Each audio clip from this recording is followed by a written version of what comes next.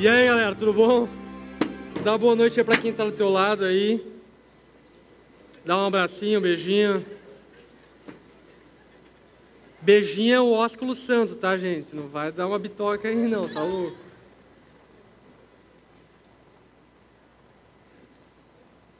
Beleza, galera? Tá tudo certo?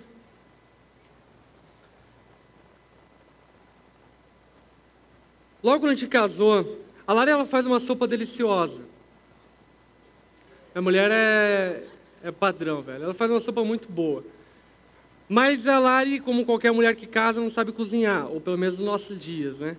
Dadas as exceções. Não sabia. Pô, né? Desculpa. Não sabia, ela aprendeu.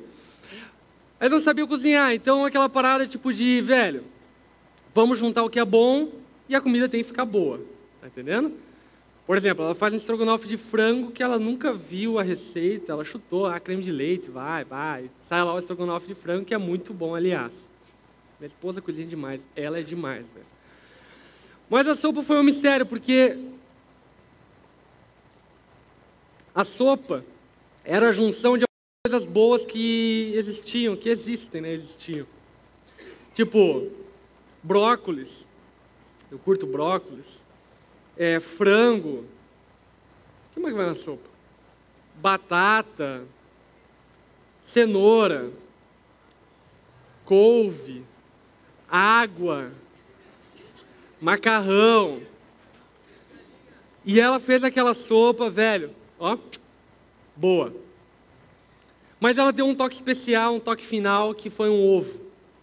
Esse é meu conselho para vocês, cara. Se forem fazer uma sopa, acabe de cozinhar toda a sopa, aí na finaleira, pega um ovo, 2, 3 ovos, assim, vai lá, abre o ovo e coloca ele cru lá dentro e deixa ele cozinhar. Velho, é bom. Dá um toque especial na sopa. E aí então a sopa ficou uma delícia, a sopa hoje é conhecida por todos os cantos da terra e reconhecida por todos os chefes do mundo. Brincadeira. Mas por que eu estou dizendo isso, velho? Porque quando nós estamos aqui reunidos como igreja, num culto, numa celebração, é a junção de várias coisas boas que a gente traz durante a semana, sabe? Deus tem feito tanta coisa no nosso meio, velho, sabe? Coisas de arrepiar o pelo da língua, como diz a Lari. Vai ser nojento ter pelo na língua, né? Mas, enfim. Cara, coisas fantásticas, coisas, né, para os crentes, coisas tremendas, coisas que Deus tem feito no nosso meio que as pessoas que olham de fora se admiram. E a gente tem o privilégio de estar participando disso, cara. Eu tenho o privilégio de poder estar no GP, de poder estar vivendo aquilo que você está vivendo, multiplicando, implantando, alcançando, levando pessoas ao conhecimento de Cristo. E, velho, a gente vai muito longe em relação a tudo isso.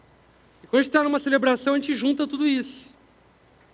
E a lição que eu quero ensinar, que não tem nada a ver com a pregação, mas antes de pregar eu quero falar isso para você, é que quando nós estamos reunidos para fazer um culto a Deus, o culto depende da nossa atitude, depende da forma como nós nos portamos nele, depende do coração que nós chegamos até Ele. Uma das catástrofes da igreja é que o culto virou. Então, o culto não sou eu que dou, mas são algumas pessoas que fazem. Está entendendo? Então, é como se fosse um show que vem alguém e apresenta. E aí depois vem um palestrante que dá uma palestra e uma banda vai e toca uma música e isso é um culto. Mas isso não é um culto. Você pode ter show sem ter culto, não é verdade? Várias vezes na onda a gente teve show sem ter culto. A ideia é que eu e você temos que ter um coração quebrantado e cultuar a Deus. Porque, aliás, Deus está à procura de adoradores que o adorem no Espírito e em verdade. E adoradores que adoram o Pai em Espírito e em verdade não precisam de música, não precisam de cadeira, não precisam de nada. Precisam estar junto com a igreja para celebrar e para cultuar a Deus. Então, nós somos privilegiados de estarmos vivendo tantas coisas massas. Ministério de dança, muito louco, cara. Sabe, as meninas vão apresentar lá no Festival de Dança, o ministério todo vai apresentar, aliás, dia 27 a gente vai fazer uma ação, fica esperando já, na Feira da Sapatilha. Enfim, vão apresentar lá no palco principal, a Amanda e a Tami. Cara, Deus tem abençoado a gente com o melhor. E a gente agora tem que abençoar os outros com o melhor. Mas, velho, entenda isso. O culto depende da tua postura. Ok? Então eu vou pregar. Eu tenho certeza absoluta que existem pessoas aqui que vão sair falando, meu, Deus falou comigo, Deus tocou meu coração. E existem pessoas que vão sair daqui, cara, indiferentes. Mas o que mudou uma pessoa para outra? Será que uma estava num lugar onde ela ouviu melhor alguma coisa, a outra não viu? É lógico que não. O que mudou foi o coração. Então, eu quero, antes de a gente entrar na palavra, eu quero convidar você a orar. Eu vou orar e quero te convidar a repetir essa oração que eu vou fazer, pedindo que Deus mude teu coração, prepare teu coração para aquilo que você vai ouvir e para que fale contigo. Amém? Então, velho, baixa tua cabeça, fecha teus olhos. Se você crê dessa forma, repete essa oração que eu vou fazer, falando assim para Jesus. Senhor, eu estou aqui nessa noite para cultuar a Ti, para agradecer ao Senhor por tudo que o Senhor tem feito em minha vida. Eu venho pedir a Ti humildemente, fala comigo, Senhor. Quebra todas as minhas barreiras intelectuais, que o Senhor me ajude a me concentrar naquilo que eu vou ouvir, e que aquilo que eu vou ouvir possa transformar a minha vida, possa transformar os meus passos, possa transformar o que eu faço. Faz a Tua obra em mim, Senhor. Eu quero ter um coração quebrantado, quero ter um coração contrito, um coração onde o Senhor possa penetrar e a Tua água possa gerar vida em mim, Senhor. Eu peço isso a Ti, no nome santo de Jesus. Amém. Amém. Então, velho, hoje a gente está encerrando o tema Adam e foi um tempo muito doido, sabe, no GP, de muita coisa que Deus trouxe à tona. Mas a verdade, a essência de tudo que nós falamos é aquela frase: Deus quer ter relacionamento conosco.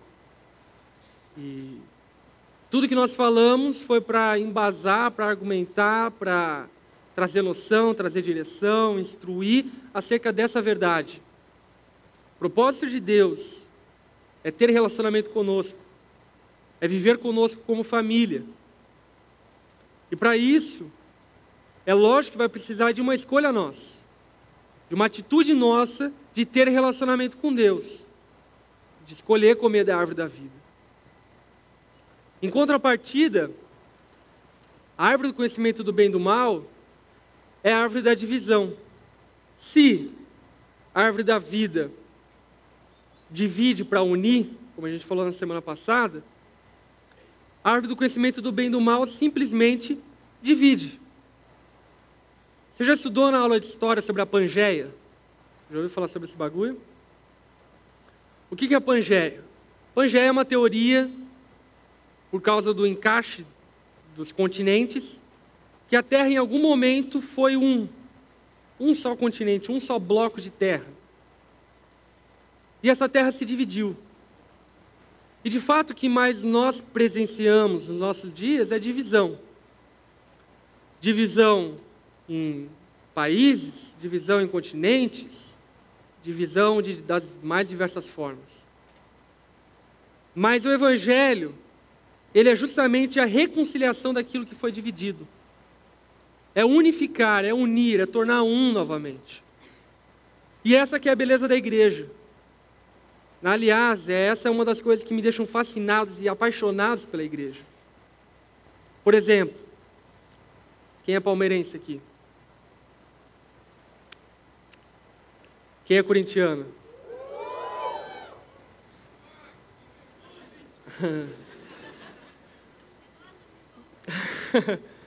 O que eu quero que você entenda, velho? São duas torcidas rivais, muito. Sabe, a gente não vive numa cidade onde não existe rivalidade. Nossa rivalidade é contra o nosso próprio time da cidade. Mas em São Paulo, cara, é muita rivalidade. É fecha-pau, é briga, é loucura, cara, loucura mesmo. Mas a igreja tem a beleza de juntar palmeirenses e corintianos debaixo do mesmo teto, que andam junto, caminham junto e se amam. Muito louco.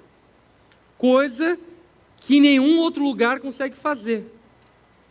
Por exemplo, a igreja foi precursora de vários movimentos que unificaram a humanidade. Martin Luther King, não é? Estados Unidos, que marchou e unificou os brancos com os negros e tornou novamente uma nação única, onde o negro não era encarado mais como algo de outro planeta ou algo menor do que o branco. E essa essência de unidade precisa carregar no nosso DNA como igreja. Nós precisamos ser embaixadores e promover essa unidade. Porque, aliás, esse é o objetivo de Deus. Quer ver? Hoje a gente vai finalizar esse tema, o Adam entre dois mundos. E para a gente finalizar ele, vamos começar pelo começo. Abra lá em Gênesis, capítulo 2, versículo 2, e a gente vai ler o versículo 2 e o 3, beleza? Gênesis 2, 2 e 3.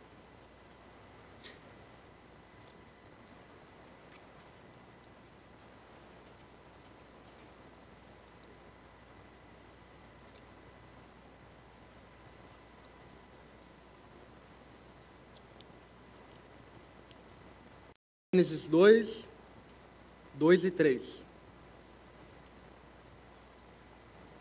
Beleza?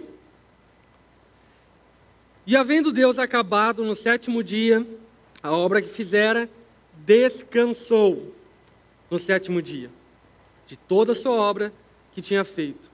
E abençoou Deus o sétimo dia e o santificou, porque nele descansou de toda a sua obra que criara e fizera.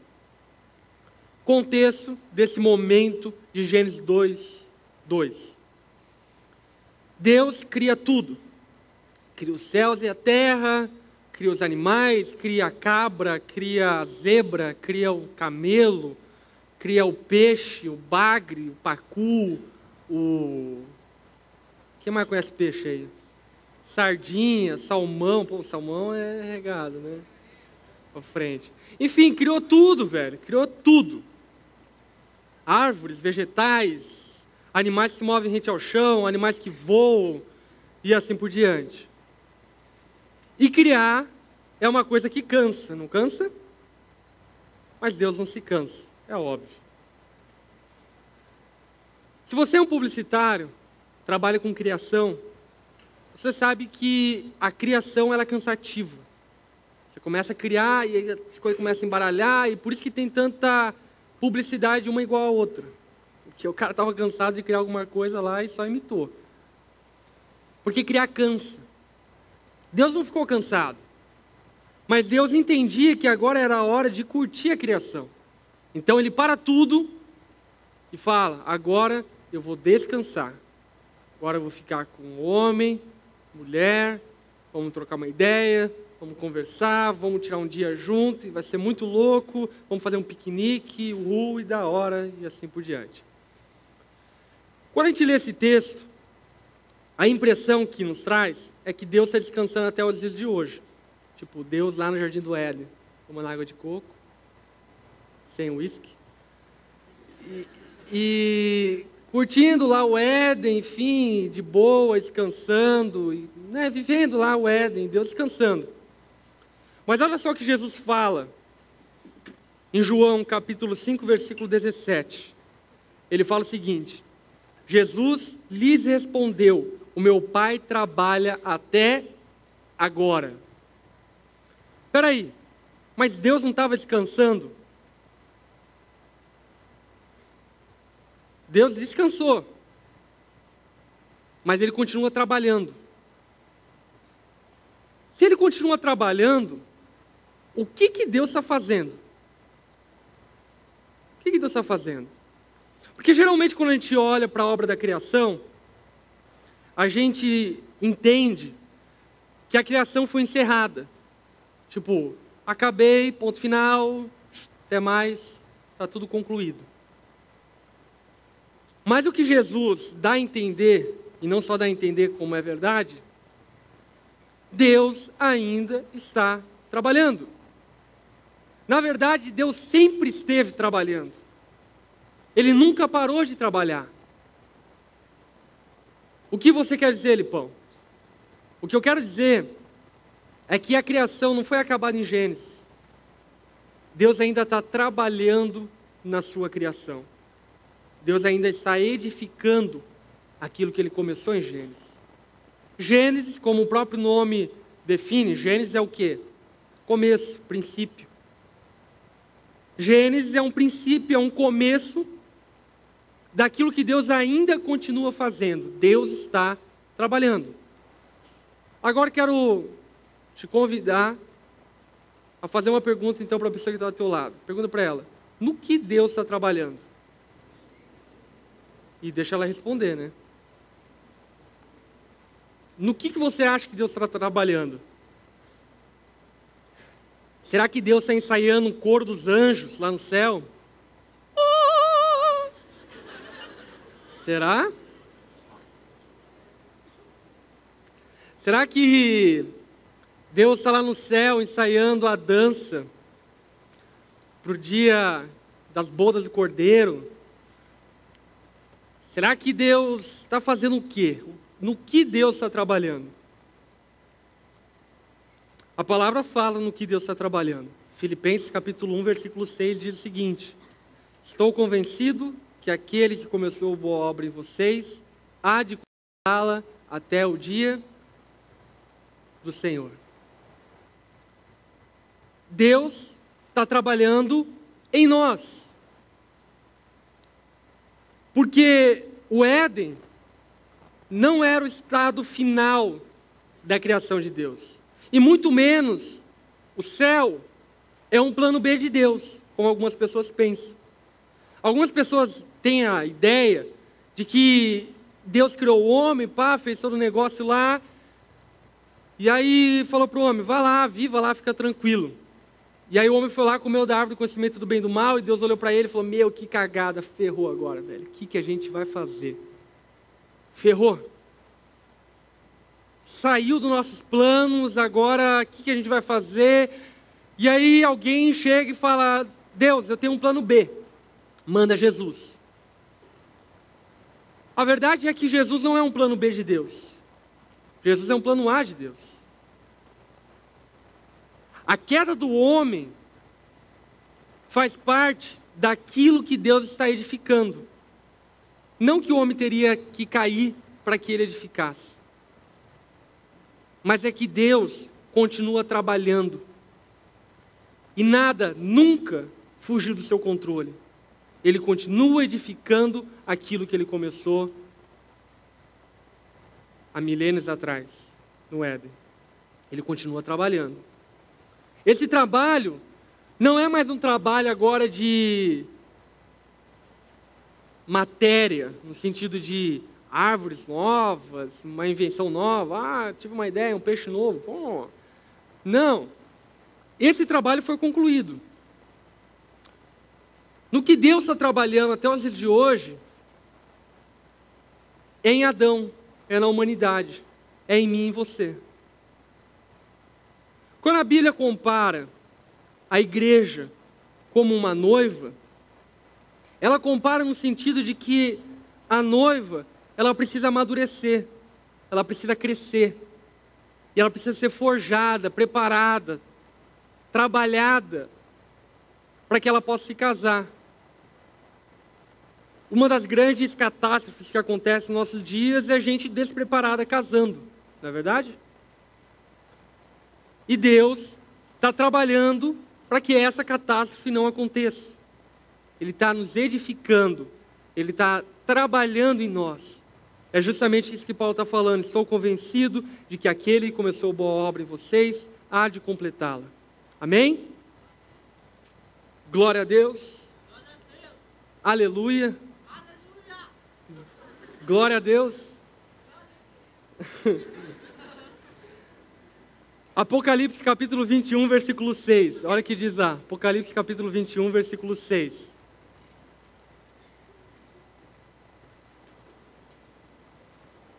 Apocalipse, capítulo 21, versículo 6.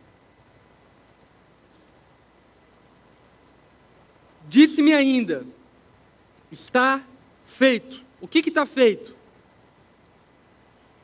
O que está feito?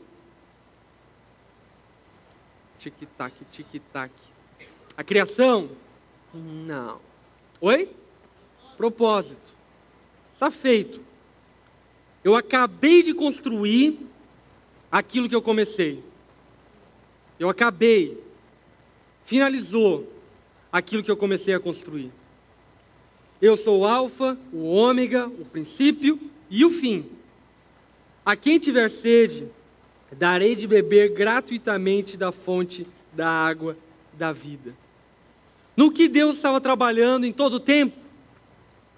Deus estava trabalhando na Nova Jerusalém. Deus estava trabalhando na sua noiva.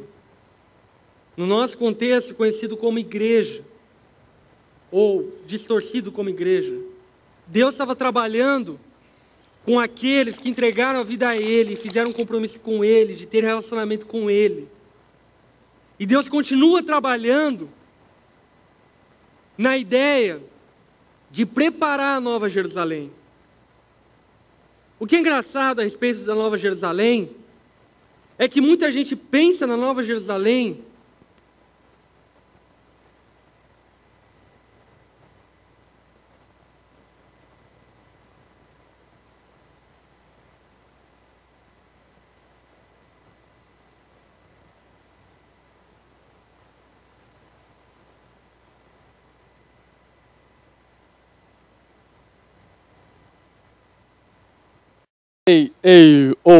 aí. Então muita gente pensa na Nova Jerusalém como um lugar físico, um lugar material. Mas o que Apocalipse capítulo 21 fala é que a Nova Jerusalém é a igreja. E é lógico que Apocalipse é uma figura. Apocalipse não é literal no sentido de, enfim, não é... Era a visão que João estava tendo na ilha de Patmos. Então uma visão que é um tanto quanto maluca aos nossos olhos e compreensão. Mas a visão que João teve é que a Nova Jerusalém, a cidade santa, sabe quem era? Sabe quem? A noiva, a igreja. Ou seja, isso nos dá a compreensão de que Deus está trabalhando em todo o tempo para construir a sua casa, a sua habitação. Quantos aqui sonham em ter uma casa própria? É um sonho de todo mundo. E vou dizer uma palavra para vocês, cara, é o sonho de Deus. Deus quer ter uma casa própria. Ele se inscreveu no plano da Minha Casa Minha Vida, mas não rolou. É muito cara a casa que ele ia fazer. Mas esse é o sonho de Deus. Ter uma casa própria, e é a respeito disso que ele está trabalhando. Claro, quando eu digo casa própria, eu não estou falando no sentido literal. Eu estou falando naquilo que Apocalipse está trazendo como figura para nós. A Nova Jerusalém é a igreja. Nós fazemos parte dessa edificação que é a igreja.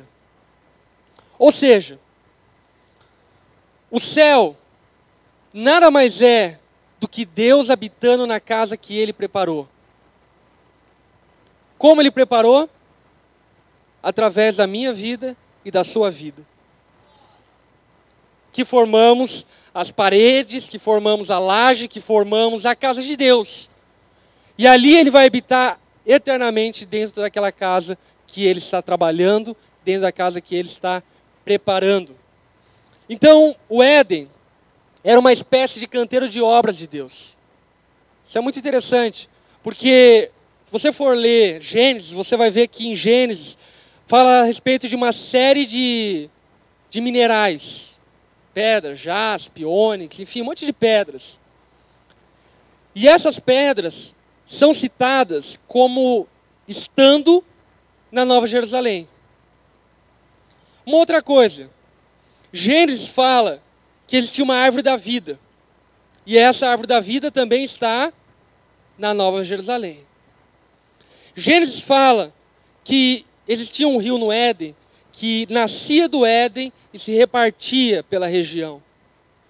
Apocalipse fala que na Nova Jerusalém, do trono de Deus vai fluir um rio que vai se repartir. Enfim, são uma outra porrada de semelhanças que existem entre o Éden e Gênesis, entre o primeiro livro da Bíblia e o último livro da Bíblia. Dando a entender que Gênesis era uma espécie de canteiro de obras. Deus trabalhando. Deus ainda não acabou sua obra. A vontade de Deus não era aquilo que nós vemos em Gênesis. A vontade de Deus é aquilo que nós vemos em Apocalipse. O que nós vemos em Gênesis que é diferente de Apocalipse? Em Gênesis, Deus tinha um relacionamento com o homem parcial. Ele vinha na virada do dia, trocava uma ideia com o homem e vazava. Apocalipse, nós vemos que Deus está em todo o tempo com o homem. A vontade de Deus é ter relacionamento pleno conosco, e nós com Ele, e nós uns com os outros.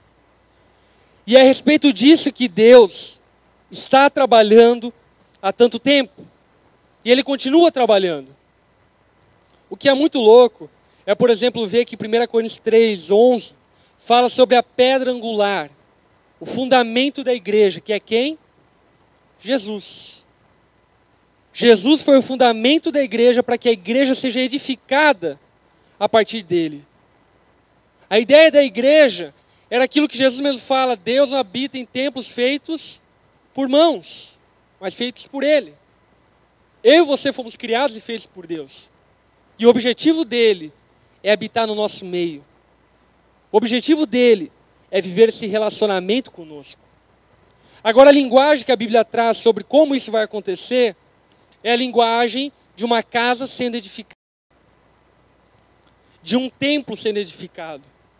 Aliás, Apocalipse fala que lá no céu não haverá templo, porque a própria Nova Jerusalém será o templo, a habitação de Deus. A presença de Deus vai estar entre os homens. Ninguém vai precisar, agora eu vou ir na igreja.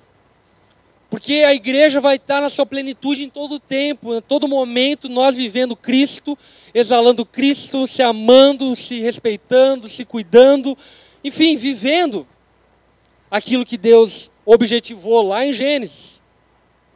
Deus está trabalhando para edificar a sua igreja. Agora presta atenção no que fala lá em 1 Pedro, capítulo 2, versículo 5. Vocês também estão sendo utilizados como pedras vivas na edificação de uma casa espiritual para serem sacerdócio santo, oferecendo sacrifícios agradáveis a Deus por meio de Jesus Cristo. Deus quer ter uma casa aonde Ele possa habitar. Essa casa, ela é formada por tijolos, por pedras, que formam essa casa. Quando nós paramos para pensar a respeito aquele que começou boa obra em vocês há de completá-la, anteriormente, quando eu li esse versículo, eu sempre entendia ele de uma forma individual. Tipo, Deus quer me fazer menos safado, entendi. Deus quer me fazer assim, Deus quer, enfim, que eu seja santo, e assim por diante. E tudo isso é verdade. Mas o que é engraçado é que o sujeito lá, ele já está no plural. Ele está falando o quê? Aquele que começou boa obra em vocês. Não é em você. É em vocês. Há de completá-la até o dia do Senhor. O que eu quero que você entenda é que esse aspecto de Deus nos transformando, eles têm sim um aspecto individual, mas ele também tem um aspecto coletivo. Uma verdade, alguém mora aqui numa casa de um tijolo? Sim ou não? Não. Nós moramos numa casa que tem diversos tijolos. Eu lembro que quando eu construí minha casa, eu comprei tijolo para construir ela, óbvio, né? E se eu me recordo bem, eu comprei 10 mil tijolos para construir a casa. São vários tijolos.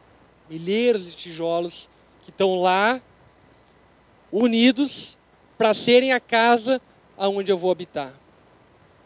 A figura que a Bíblia nos traz é a respeito disso. Eu e você somos esses tijolos, aonde Deus vai edificar essa casa para Ele habitar. E isso, primeiro, tem um aspecto individual. Deus precisa transformar a tua vida. Olha para a pessoa que está ao teu lado e fala isso para ela. Do que é feito o tijolo? Barro. Mas espera aí, o tijolo, ele passa por uma série de processos que o tornam tijolo, não é verdade? Não é só barro. Porque se fosse só barro, meu filho ia fazer uma casa para ele, né? Pega os barros lá, enfim, monta uma casa. Não é só barro. Ele passa por uma série de processos que o tornam tijolo que possa erguer uma parede. E eu e você somos esses tijolos defeituosos que Deus escolheu.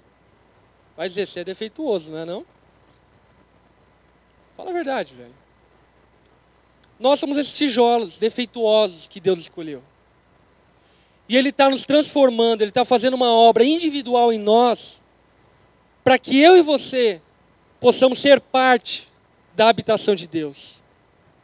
Quantos querem ir para o céu? Oh, todo mundo quer ir para o céu. Mas a verdade é que o céu é o lugar da habitação de Deus.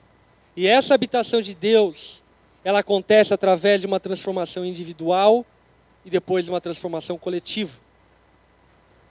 Uma outra verdade, Deus não é colecionador de tijolos. Não adianta nada a tua santidade sozinha. Não adianta nada. Deus não coleciona tijolos. Ninguém coleciona tijolos, aliás, né? Que eu saiba. Enfim, Deus não quer que você seja, olha aqui que tijolo formoso, lindo, belo. E aí todo mundo passa e olha e fala, oh, como o William é lindo, velho. Só como ele é santo, demais. A utilidade dos tijolos estão na construção de uma casa, para a habitação de Deus. A utilidade da nossa vida está em nos prepararmos para sermos edificados e formarmos essa casa onde Deus vai habitar. Então, se você quer ir para o céu, se você quer ser a habitação de Deus, se você quer viver aquelas promessas de Apocalipse capítulo 21, você precisa saber algumas verdades básicas a respeito disso. Mateus 16:15, Jesus está conversando com os discípulos e pergunta, quem vocês dizem que eu sou? Olha que Pedro responde, tu és o Cristo, o Filho do Deus vivo. Respondeu Jesus, feliz é você, Simão, filho de Jonas, porque isso não lhe foi revelado nem por carne nem por sangue, mas pelo meu Pai que está no céu. E eu lhe digo, você é Pedro. Sabe o que significa Pedro? Pedra. Eu lhe digo, seu nome é Pedro, e sobre essa pedra edificarei a minha igreja, e as portas do Hades não poderão vencê-la. Pedro, naquele momento, passou por um processo de transformação que a Bíblia chama de novo nascimento. A palavra fala que aqueles que são em Cristo são novas criaturas. Aqueles que são em Cristo agora podem ser aproximados, juntados com os outros tijolos para formar essa casa. Numa outra linguagem, aqueles que estão em Cristo se tornaram filhos de Deus e podem se tornar agora participantes da família de Deus. E é exatamente o que Pedro estava experimentando naquele momento. Pedro estava experimentando uma transformação sobrenatural. Que veio de quem? De Deus.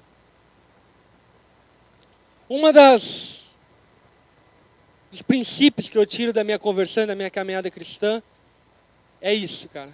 Quem faz tanto querer quanto realizar é Deus. Cara, eu não me esforcei tanto para mudar em tantas coisas que eu mudei, de forma alguma. Eu não li tanto a Bíblia para ser transformado como eu tenho sido transformado. Eu não orei tanto para ser mudado como eu tenho sido mudado. A obra quem faz a minha vida é Deus. Era isso que Jesus estava falando para Pedro. Pedro, você entendeu. Você entendeu? O processo da transformação começa a partir de um entendimento. Tu és o Cristo, o Filho do Deus vivo. Preste atenção no que eu quero dizer para você nessa noite. Se nessa noite você reconhecer Jesus como o único Deus, Deus vai começar um processo de transformação na tua vida. Para que, como Pedro, você possa ser edificado uma casa aonde as portas do Hades não prevalecerão contra ela.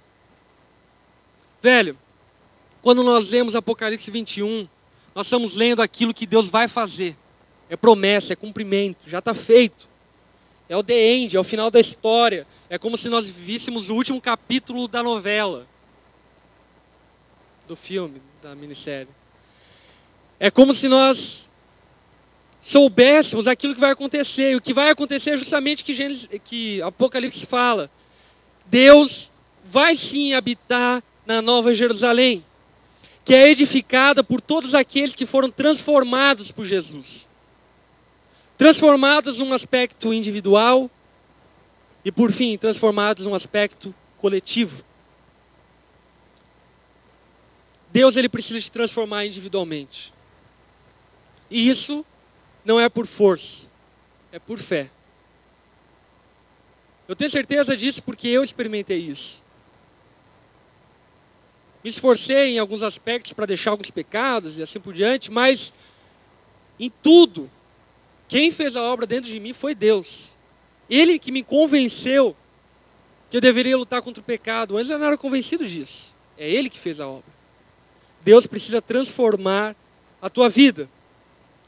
Outra verdade, então, é que não basta a tua vida ser transformada.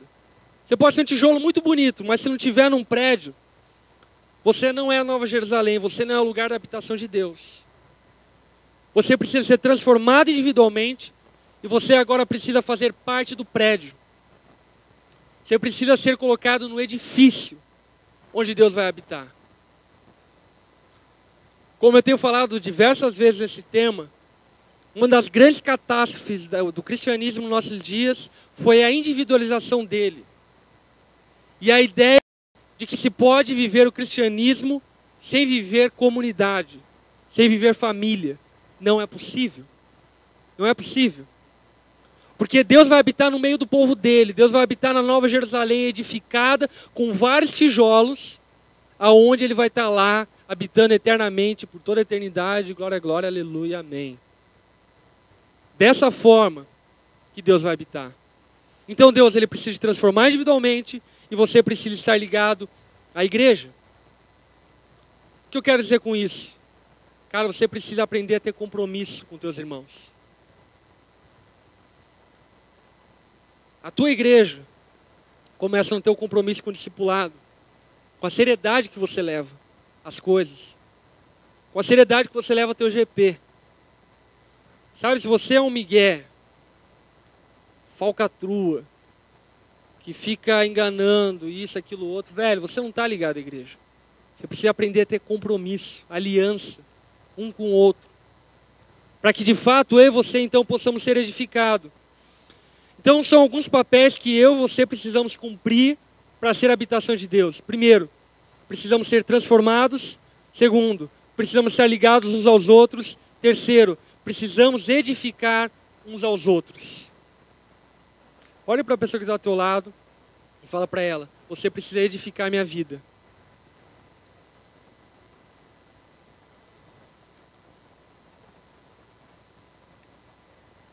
Nós, todos, individualmente, somos responsáveis por edificar a vida do nosso irmão. O que é edificar alguma coisa? Edificar é tornar um edifício. Tá certo? Tá certo? Eu edifico meu irmão quando eu torno ele um edifício. De que forma? Quando eu promovo ele nesse edifício. Quando eu ajudo ele a ser parte desse edifício. Por isso que é tão sério o fato de nós sermos responsáveis com aquelas pessoas que têm se convertido. Glória a Deus que Deus tem feito milagres, e tem gente se convertido, batizado, isso, aquilo, outro. Mas nada adianta se eu e você não pegarmos essa pessoa e edificarmos a vida dela no edifício onde Deus vai habitar. Não adianta nada. Não adianta nada ter milhares e milhares de convertidos que são só tijolos de coleção. Elas precisam ser edificadas. E eu e você somos responsáveis por edificar essas pessoas. Amém? Você é responsável pelas pessoas do teu GP, velho. Você é responsável pela pessoa que visitou o teu GP. Você é responsável pelas pessoas que se convertem. Nós somos responsáveis uns pelos outros. Para que a igreja de Cristo, então, por fim, seja edificada. Efésios capítulo 4, versículo 29 diz o seguinte: nenhuma palavra torpe saia da boca de vocês, mas apenas aquela que for útil para edificar uns aos outros. Antigamente, quando a gente ouvia a palavra torpe, a gente sempre relacionava com palavrão. Então não pode falar filha da... não pode falar não sei o que, isso, aquilo, outro. E é a verdade em certo sentido. Mas o sentido maior do que Paulo está dizendo é que a gente tem que falar só coisas úteis para a edificação da vida dos nossos irmãos. Sabe o que eu quero dizer com isso? Para de falar besteira. Ou num tom mais crachado, para de falar merda.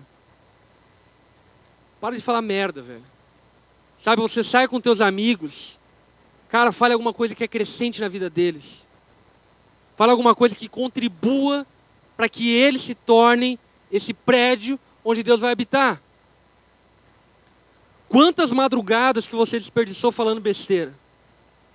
Ou pior, quanto tempo você gastou não é nem não edificando, mas desedificando.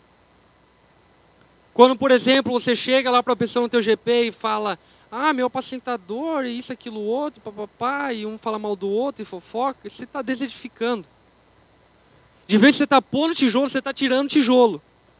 Você está falando: opa, sai desse prédio. Eu e você somos responsáveis por edificar uns aos outros. Então, por isso, cara, que da tua boca saem palavras que consigam promover essa edificação, essa obra que Deus está fazendo. Amém? Uma outra verdade é essa: por que Jesus não voltou ainda? Por que Jesus não voltou ainda? Pergunta aí para a pessoa que está ao teu lado: por que Jesus não voltou ainda?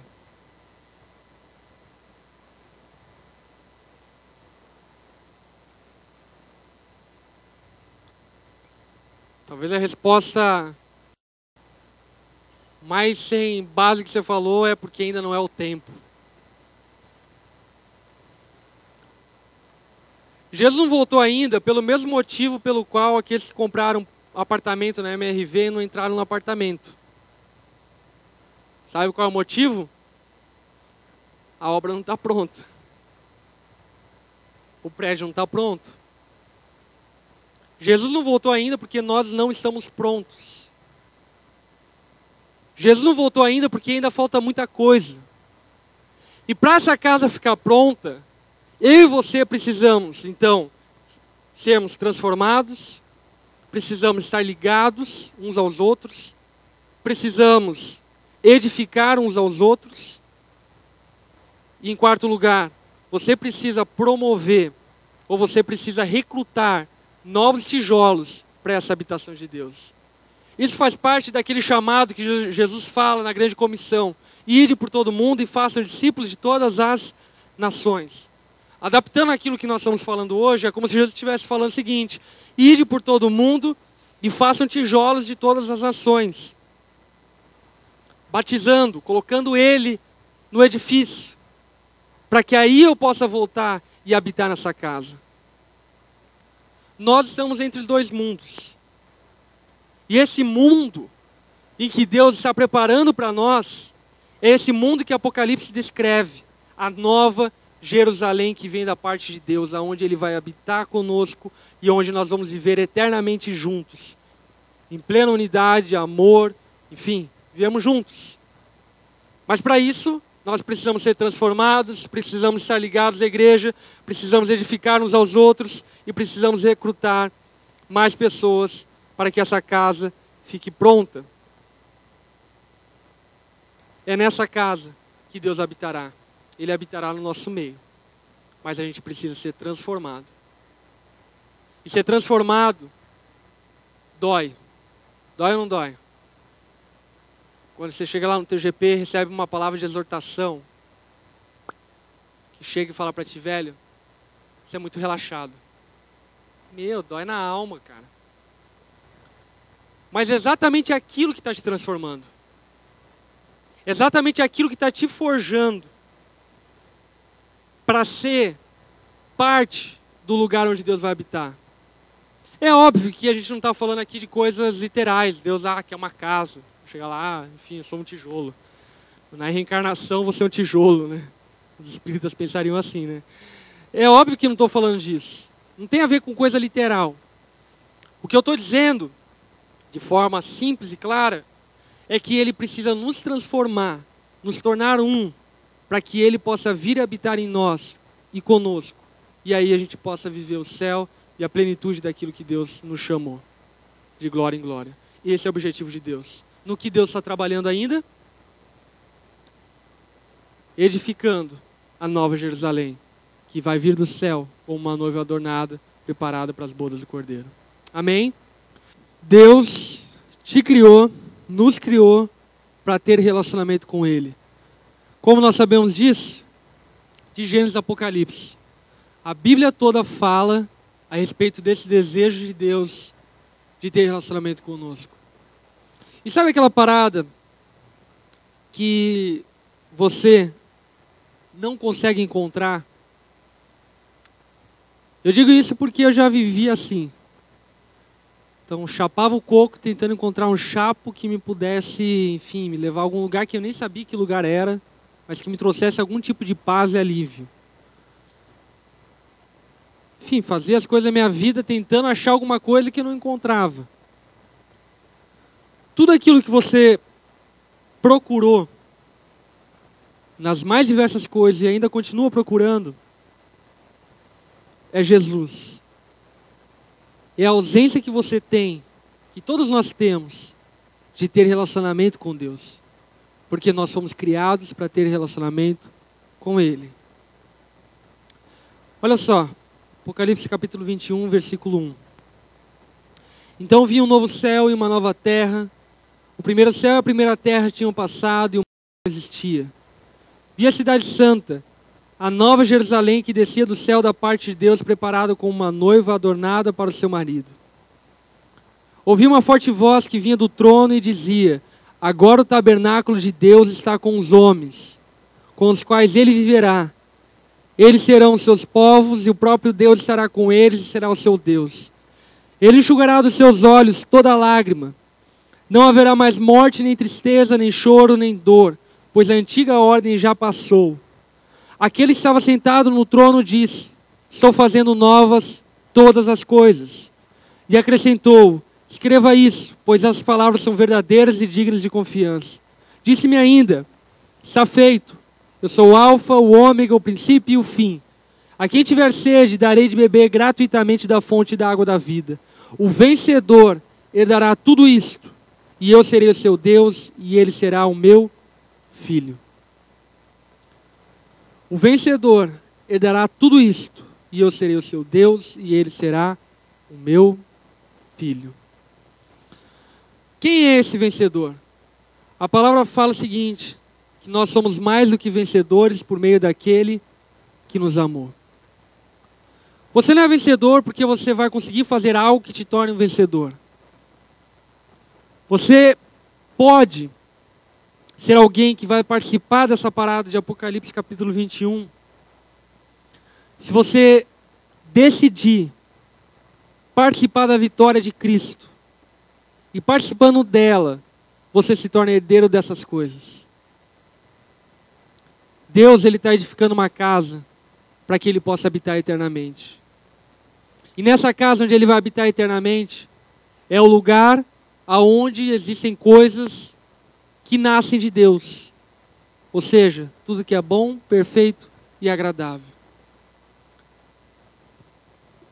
E isso é uma questão de decisão, é uma questão de escolha. Eu quero te confrontar nessa noite é tomar a tua decisão. Você quer ser a habitação de Deus? Você quer viver com Deus eternamente ou você não quer? Você é o Adão entre dois mundos. Qual é a tua escolha? Vamos fechar nossos olhos, abaixar nossa cabeça. Se nessa noite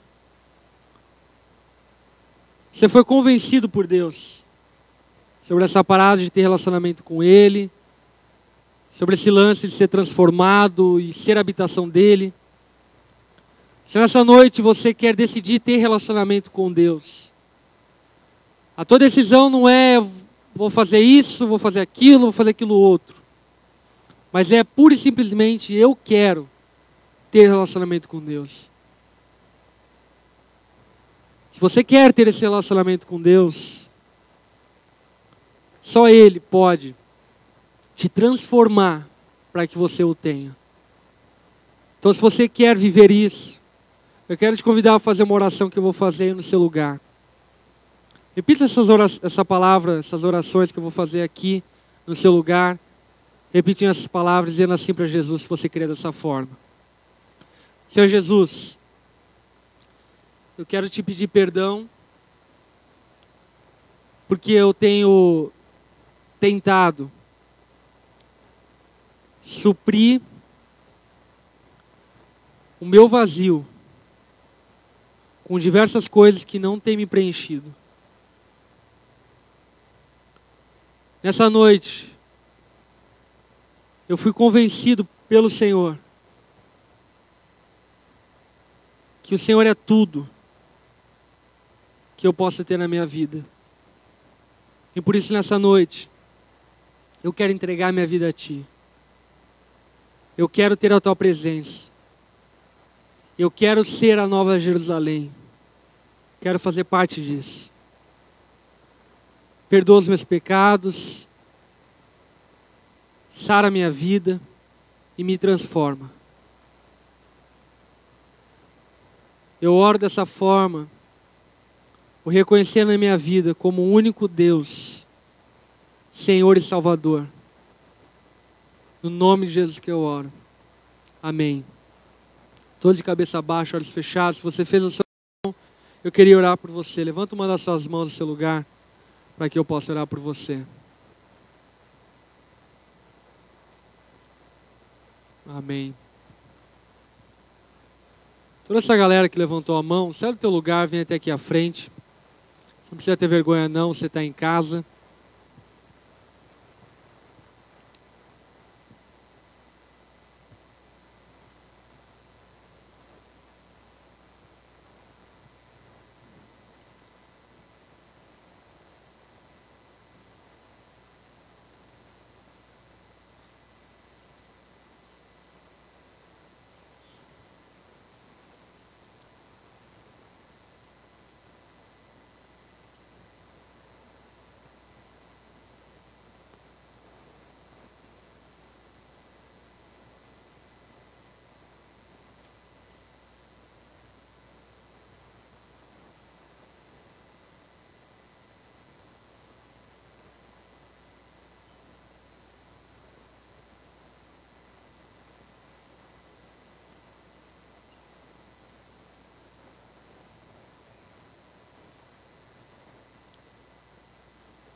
Amém. Queria convidar os apacentadores aí para darem uma mão. Esses caras e essas meninas que estão colando aí perto de vocês. São algumas pessoas que querem ajudar você na caminhada, que têm caminhado com Cristo e que podem ajudar vocês. Lembra que não basta apenas ser transformado individualmente. Nós precisamos ser transformados coletivamente, uns com os outros. Vida comum. Amém? Então, velho, conte com a ajuda dessa pessoa que está ao teu lado aí e caminha junto com ele. Tem alguém aqui sozinho? Se tem, levanta a mão, que ainda não tem ninguém aí do lado. Fechou? Beleza, então. Vamos ficar em pé, galera. Estenda tuas mãos, vamos orar.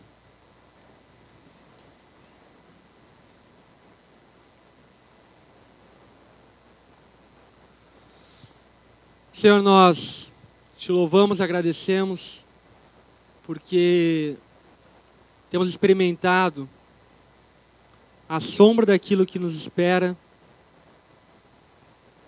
e que a tua Bíblia declara de forma tão linda, formosa, e que ela mesmo diz que a gente não consegue nem ter ideia daquilo que o Senhor tem preparado para nós. Nós te agradecemos por fazer parte disso. Te louvamos, ó Pai, porque nessa noite o Teu Espírito Santo convenceu, quebrantou essas pessoas que estão aqui à frente, que estão decidindo caminhar contigo. O Senhor conhece as limitações delas, como conhece as minhas. O Senhor sabe, ó Pai, que se não for por Ti, nós não conseguimos fazer coisa alguma. Então, no nome de Jesus, que as palavras que Paulo disse possam ser reais na vida dessas pessoas, ó Pai. Que o Senhor comece essa boa obra individual na vida deles, para completar a obra coletiva que o Senhor começou lá no Éden. Que no nome de Jesus, nós juntos possamos ser o lugar da Tua habitação. E que juntos, ó Pai, quando estivermos no céu, quando estivermos, ó Pai, vivendo a plenitude daquilo que o Senhor tem preparado para nós, possamos nos lembrar desse dia e nos alegrarmos, ó Pai, pelas escolhas que as pessoas estão tomando. Que no nome de Jesus, ó Pai, Senhor, ajude eles a caminharem, Senhor, que Teu Espírito Santo mostre o caminho. E nós, Pai, como igreja também, nos comprometemos a edificar a vida deles, ó Pai. A pegar esse tijolo que o Senhor está transformando hoje e tornar parte desse edifício que o Senhor está fazendo, ó Pai. Então, Senhor, nós nos comprometemos com isso, Senhor. Nos ajude a viver e a ser, ó Pai, família para eles, ó Pai. E a sermos, ó Pai, essas pessoas que edifiquem a vida deles. Abençoa, Senhor, e guarda, Senhor, a vida deles, a caminhada deles contigo, Senhor, no nome de Jesus. Amém. Amém. Permaneça aqui rapidinho. Galera, aqui rapidinho, só queria falar umas paradas. Galera, a palavra fala que no batismo nós somos colocados em Jesus. É como se no batismo nós fôssemos colocados no prédio, tipo um tijolo sendo colocado no prédio. É isso que é o significado do batismo, ser enxertado em Jesus. E por isso vocês precisam se batizar. Como várias outras coisas na fé cristã perdeu sentido, enfim, se tornou confusa, o batismo foi uma delas. Mas o princípio de quando Deus instituiu o batismo, Jesus falou em Marcos 16 o seguinte: quem crer e for batizado será salvo. Quem crer em mim e for colocado nesse prédio será salvo, vai herdar a vida eterna, vai herdar tudo isso que eu tenho preparado para vocês. Então por isso que vocês precisam se batizar. Talvez vocês tenham algumas dúvidas e questionamentos, e tenham mesmo, é importante eles, porque aí Deus vai nos convencendo, nos trazendo juízo a respeito da vida com Ele. Então, velho, as pessoas que estão lá de vocês são pessoas que querem caminhar com vocês. Beleza? Agora, eles vão te levar lá atrás, vão levar vocês lá atrás, que tem um toldo lá, só para pegar o contato de vocês, enfim, para trocarem ideia com vocês e para vocês não ficarem perdidos no meio da onda, como alguém sem família. Ok? Sejam bem-vindos, cara. Deus abençoe vocês. Somos família, é nóis. Leva lá, galera da onda.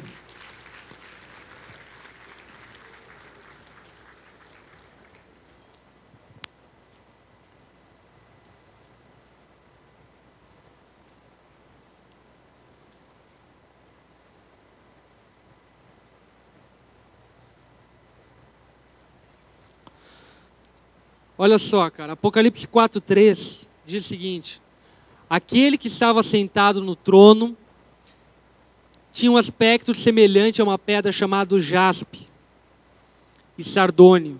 Um arco-íris parecendo uma esmeralda circuncidava o trono, falando a respeito de Jesus.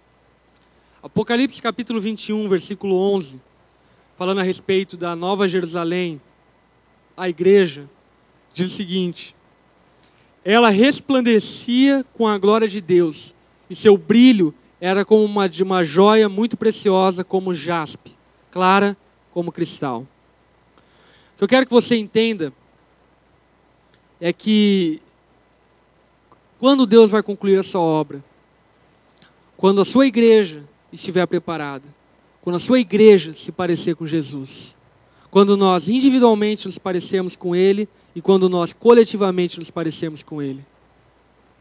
O teu GP tem sido parecido com Cristo? Mas como o meu GP vai ser parecido com Jesus? Simples. A palavra fala que nós somos parecidos com Deus quando aqueles que não creem em Deus chegam no nosso meio e passam a crer em Deus por aquilo que a gente está vivendo, pela forma como a gente vive, de amor, carinho, respeito, cuidado, zelo um pelo outro.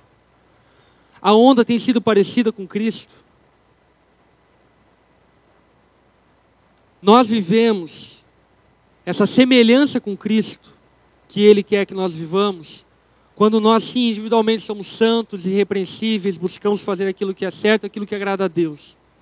Mas quando nós, coletivamente, amamos uns aos outros, somos submissos uns aos outros, sujeitamos uns aos outros. Existem, e sempre vão existir, pessoas no nosso meio que tentam deturpar e destruir aquilo que Deus está edificando. Como você lida com isso? Simples. Edifique a vida dessa pessoa. Amém? No que Deus está trabalhando? Ele trabalhando em mim e você.